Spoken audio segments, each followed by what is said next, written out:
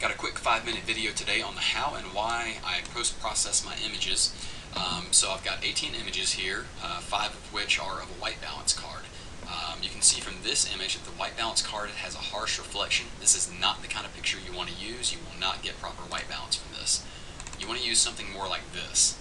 This has a nice deep dark black, nice white, nice gray, very minimal if any reflection.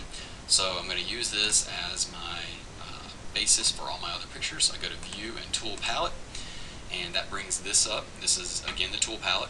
All you have to do to change your white balance here is click on this little eyedropper and then click anywhere on the gray.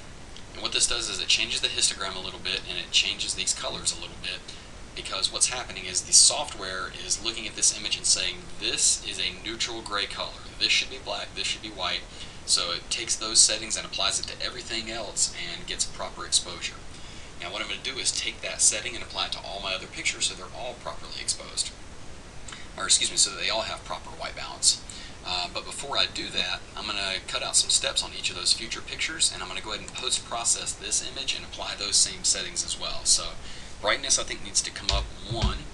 I think contrast may need to come up 1. I think saturation needs to come up 1. And sharpness I always do between 3 to 5. I'm going to go 4 just to make it easy. And then I also want to do the lens corrections as well. This is something I've literally within the last week started doing, and I can tell a small difference in certain images. So I go ahead and I do it to all of them. Just correcting those 4 parameters. And the software knows it was a Canon lens, it was a Canon camera, it knows what the inherent problems are, and it's fixing them for me. So I'm happy with this. I'm going to close this. You can see that it's got the little lens icon to say that that was fixed. I've brightened it up, and then there's the click white balance. So I'm going to copy this recipe, go up here, and now I'm going to select all these images. So I just shifted and clicked, and I'm going to paste recipe. Now watch these images change.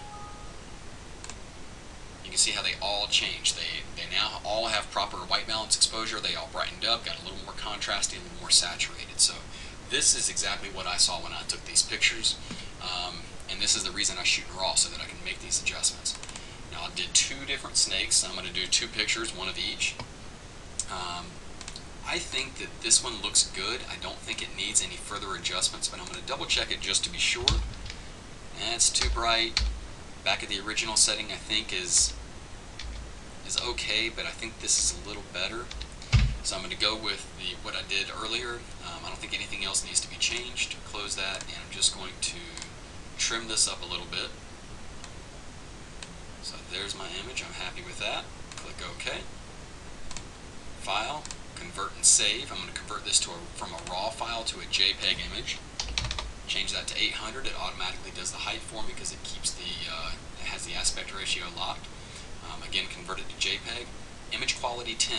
I don't see any reason to downsample this and degrade the image quality. After all, I shot in RAW for a reason. I wanted a high quality image, and that's what I've got. So it's converting from Canon's RAW to JPEG. It takes a minute because the original file is 15 megabytes. So I'm done with that. Close it, and let's do this one. This is the other boa. I think this one might benefit from a little more brightening, so I'm going to try 1 step up. I think that looks actually quite a bit better. Other than that, I'm happy with the image. I'll go to Tools, Trimming, and let's crop this. Okay. And I'm just going to convert and save. Pretty simple stuff. And that's all you have to do to post-process images, is just do some basic manual adjustments, copy it where applicable, process each one individually if you like, convert them, and you're good to go and post them. So that's pretty much it. Behind this video, I'm going to also post these images so you can see the resized version, the 800 pixel wide version, and see what this actually looks like when it's shrunk down, and these little minor changes that I made are intensified by shrinking it down and making it a little more sharper. So that's pretty much it. I hope you enjoyed the tutorial.